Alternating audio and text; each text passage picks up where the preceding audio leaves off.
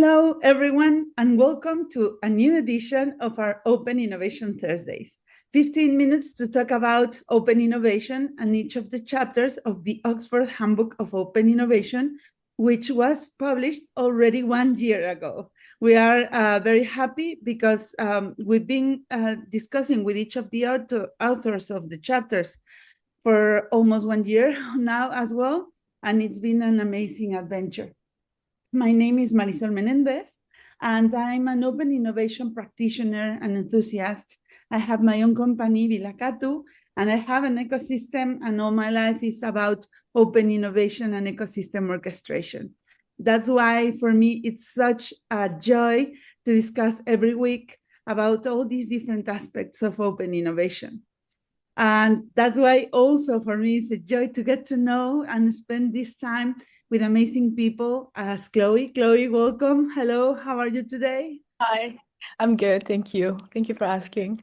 Thank you very much for coming. We always like to welcome our guests and get to know a little bit about them. First of all, where are you connecting from today?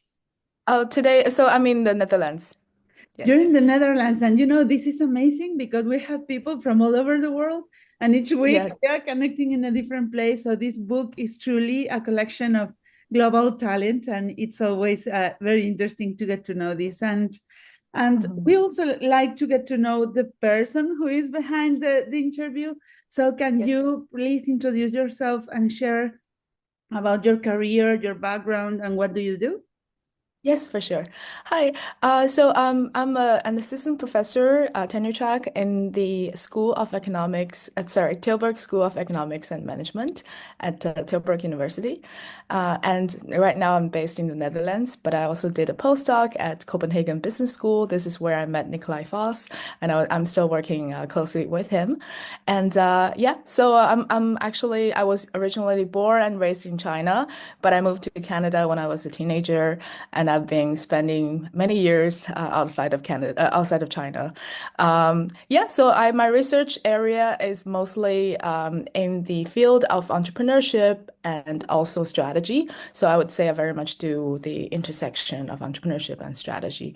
I look at papers that look at, for example, gender in the top management team, and also looking at social entrepreneurship, and entrepreneurship in general. So yeah. Oh, wow. You and me have so many common areas of interest. I want to keep talking to you for a long time. Yes. And what bring us today here is the discussion of your chapter in the book, which is chapter number 36, Mhm. Advancing the Micro Foundations of Open Innovation, that you Yes. co-wrote together with Nikolai Foss.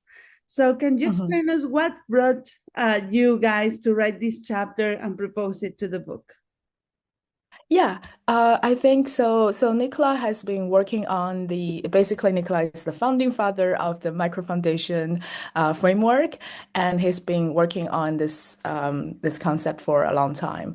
So he basically, I think he had this idea to write about OI and how the micro foundations might advance the OI research.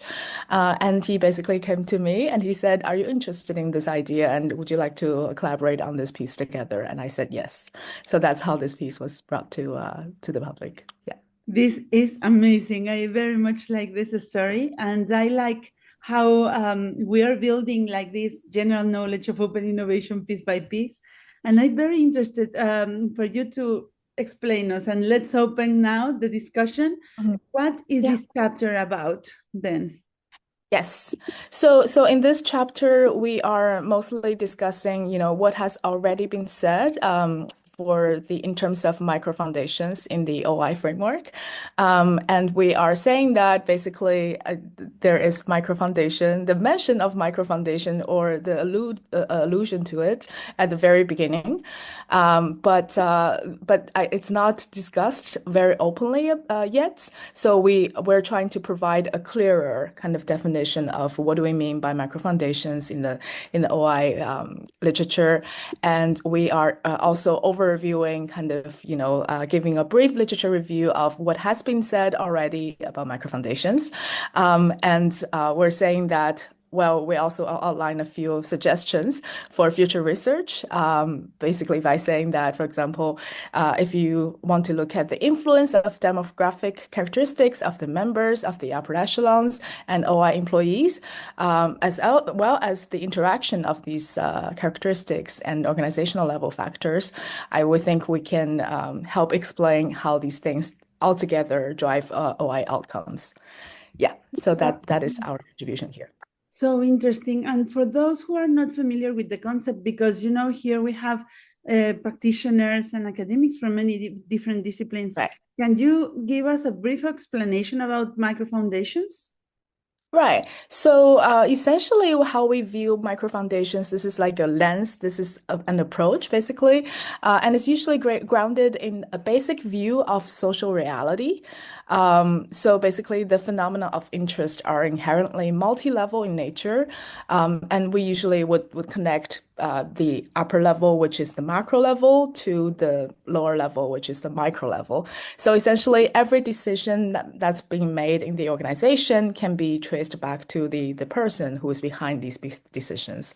So we're trying to kind of bring in the people, right, who are making these decisions to the discussion of strategic decisions that are being made at the firm level. Yes. Oh, wow. And so what are the main conclusions or the takeaways from the chapter? How does it connect and interconnects with the open innovation proposals and structure? Right. So as we were saying at the very beginning, the kind of concept of microfoundation has already been raised. For example, in the seminal work done by Chesbrough, I think 2003 paper, and they already talked about how employee mobility is kind of affecting the outcomes of AOI, and it's crossing boundaries, etc. So we're basically saying here that yes, the literature has been talking about microfoundations quite a bit. So in this review, we kind of also bring all sorts of perspectives that have been already discussed so far.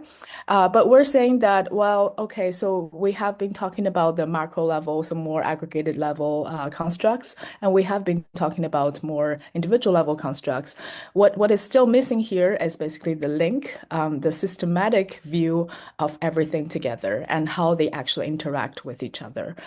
I think this is something that we want to see more being done in the field. And this is like a worthwhile research, I think, direction in the future. Yeah.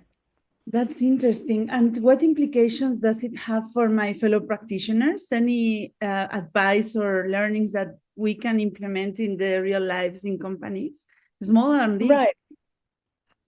Sorry. Yeah, so I think definitely it has implications for practice. For example, when people are talking about implementing certain strategies, right? So if the firm wants to be more embracing the open innovation kind of perspective and implement certain strategies, I think it's always good to know that there are people who are actually doing these things at the ground level. So it's very important to consider how do people react to it, and what are some of the characteristics of the individuals who are, for example, at the employee level, but also at the top management level, and how they're going to affect the implementation of certain strategies. So interesting. And wow, I'm so inspired about these ideas. And also I kept thinking about your own research related to entrepreneurship and all these new ways of develop business. And I think there are so many interesting links about both in practice and academia. So, Yes. so enlightening and interesting. What would you say are the potential areas of research that we open when we take this perspective? Right. So one thing we highlight, one of the few things that we highlight is the upper echelon perspective. So we're thinking that there could be more connections being made between OI research to upper echelon theory in general. So looking at the characteristics of the TMT members, but also potentially the board members, so people who are making the decisions for the firm.